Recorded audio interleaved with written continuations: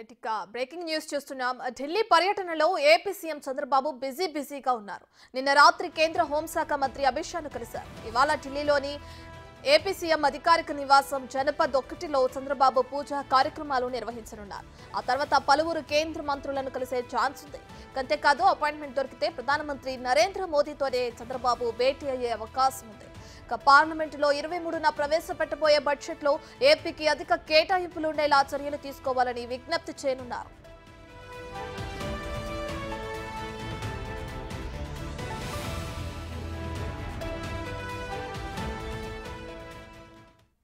Right ఇదే అంశానికి సంబంధించి మరింత సమాచారాన్ని మా ప్రతినిధి శివ ఢిల్లీ నుంచి లైవ్ లో అందిస్తారు. Right Shiva, AP CM Chandrababu Delhi పర్యటనలో ఉన్నారు. అయితే ఈ రోజు ఆయన షెడ్యూల్ ఏ విధంగా ఉంది, ఎవరెవరిని కలిసే అవకాశం కనిపిస్తుంది?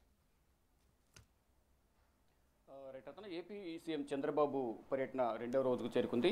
నిన్న రాత్రి కేంద్ర హోంశాఖ మంత్రి అమిత్ షాను కలిశారు. ప్రధానంగా రాష్ట్రంలో విభజన సమయంలో ఇచ్చిన హామీలకు సంబంధించి ఇప్పటివరకు నెరవేరని అంశాలను హోంమంత్రి దృష్టికి తీసుకువెళ్లారు. దానితో పాటు రాష్ట్రంలో ఆర్థిక పరిస్థితి చిన్నాభిన్నమైన నేపథ్యంలో ఆర్థికంగా రాష్ట్రాన్ని ఆదుకోవాలనే ఉద్దేశంతోనే నిన్న కేంద్ర హోంమంత్రి అమిత్ షాను కలిశారు. మరోవైపు పార్లమెంట్ బడ్జెట్ సమావేశాలు ఉన్న నేపథ్యంలో కేంద్ర ఆర్థిక శాఖ మంత్రి నిర్మలా సీతారామన్ 23వ తేదీన లోక్సభలో బడ్జెట్ను ప్రవేశపెట్టబోతున్నారు. ఈ నేపథ్యంలో రాష్ట్రానికి అధికంగా కేటాయింపులు ఉండేలాగా చొరవ తీసుకుని రాష్ట్రానికి కేటాయింపులు చేయాలంటూ కూడా కేంద్ర హోంమంత్రి అమిత్ షాకు విన్నవించారు. దానిలో భాగంగానే నిన్న కేంద్ర హోంమంత్రిని కలిశారు. దాంతోపాటు విభజన సమయంలో ఇచ్చిన హామీలకు సంబంధించి కూడా త్వరితగతిన చర్యలు తీసుకుని ఏదైతే రెవెన్యూ డెఫిసిట్ లోటు ఏదైతే ఉందో, ఆర్థిక లోటు ఏదైతే ఉందో దానికి సంబంధించి కూడా ఆర్థిక శాఖ నుంచి రావాల్సిన నిధులను కూడా వచ్చే విధంగా చొరవ తీసుకుని ఆర్థిక మంత్రితోనూ ఇతర శాఖలకు సంబంధించిన మంత్రులందరితో కూడా మాట్లాడి త్వరితగతిన నిధులు వచ్చే విధంగా చర్యలు తీసుకోవాలంటూ కూడా కేంద్ర హోంమంత్రిని కలిసిన సందర్భంలో విజ్ఞప్తి చేశారు. మరోవైపు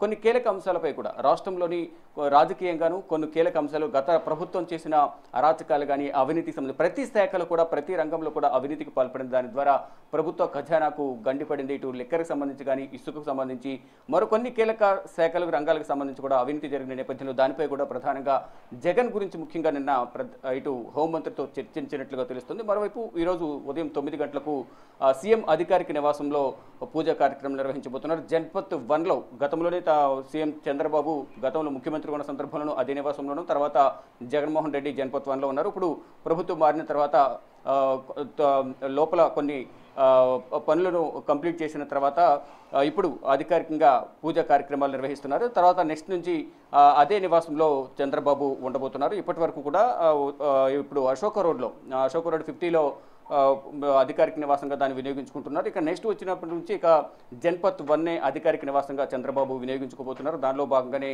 ఈరోజు శుభముహూర్తం చూసుకుని మంచి ముహూర్తం చూసుకుని ఉదయం 9 గంటల సమయంలో పూజా కార్యక్రమం నిర్వహిస్తారు. పూజా కార్యక్రమాలు నిర్వహించిన తర్వాత ఢిల్లీ పర్యటన ముగించుకుని తిరిగి ఆంధ్రాకు బయలుదేరుతారనే ప్రచారం అయితే జరుగుతుంది. కానీ ఇటు కేంద్ర ఆర్థిక శాఖ మంత్రి నిర్మలా సీతారామన్ ఇతర కేంద్ర మంత్రులను కలుస్తారంటూ కూడా మరో ప్రచారం జరుగుతుంది. వీరు ఒకవేళ ప్రధాని అపాయింట్మెంట్ దొరికిన నేపథ్యంలో ప్రధాని కూడా కలిసి ఇక బడ్జెట్లో కేటాయింపులకు సంబంధించి ప్రధానంగా చర్చించే అవకాశం కనిపిస్తుంది. ఒకవేళ నిర్మలా సీతారామన్ను కలిస్తే మాత్రం 23న ప్రవేశపెట్టబోయే బడ్జెట్లో రాష్ట్రానికి నిధులు కేటాయింపుకు సంబంధించి కూడా చొరవ తీసుకుని ఆ దిశగా అడుగులు వేయాలి, ఆ దిశగా ఆలోచన చేయాలి, రాష్ట్రాన్ని ఆదుకోవాలి. ఇటు పోలవరం నిర్మాణానికి సంబంధించి కానీ మరోవైపు రాజధాని నిర్మాణానికి సంబంధించి నిధుల కేటాయింపులకు సంబంధించి చొరవ తీసుకోవాలి. ఆర్థిక శాఖ నుంచి ఏవైతే నిధులు రావాల్సిందో ఆ నిధులను విడుదల చేసేందుకు ఆర్థిక శాఖ మంత్రి కూడా చొరవ తీసుకోవాలి.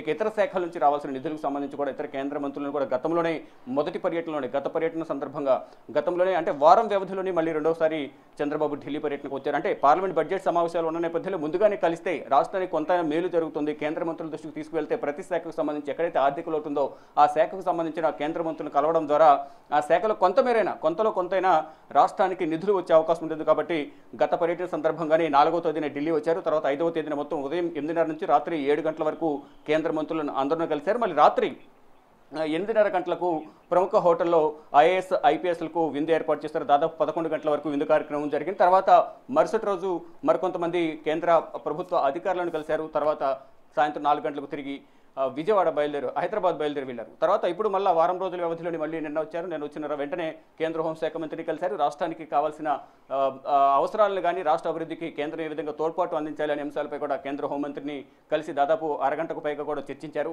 ఈరోజు ఉదయం 9 గంటలకు పూజ కార్యక్రమాలు ముగిసిన తర్వాత ఒకవేళ ప్రధాని అపాయింట్మెంట్ దొరికితే ప్రధానితో కూడా భేటీ అయ్యే అవకాశం కనిపిస్తోంది. ఇటు ఆర్థిక శాఖ మంత్రి నిర్మలా సీతారామన్తో కూడా భేటీ అవుతారు. ఇటు ఆర్థిక అవసరాలకు సంబంధించి వెనుకబడిన జిల్లాలకు సంబంధించి కానీ ఇతర అవసరాలకు సంబంధించి విభజన సమయంలో ఇచ్చిన హామీలు దానికి సంబంధించి ఆర్థిక లోటు ఏదైతే ఉందో ఆర్థిక శాఖ నుంచి రావాల్సిన నిధులు ఏవైతే ఉన్నాయో ఆ నిధులను విడుదల చేసే విధంగా చొరవ తీసుకోవాలి, చర్యలు తీసుకోవాలనేది విజ్ఞప్తిని కేంద్ర ఆర్థిక శాఖ మంత్రికి నివేదిక ఇచ్చే అవకాశం కనిపిస్తుంది. ఇక 9 గంటలకు సీఎం అధికారిక నివాసంలో పూజా కార్యక్రమాలు నిర్వహించిన తర్వాత తిరిగి బయలుదేరుతారా విజయవాడకు లేదా కేంద్ర మంత్రులను కలుస్తారా అనే దానిపై మరి కాసేపట్లోనే అధికారిక సమాచారం వెలువడే అవకాశం ఉంది. Ratna. Right, thank you Shiva.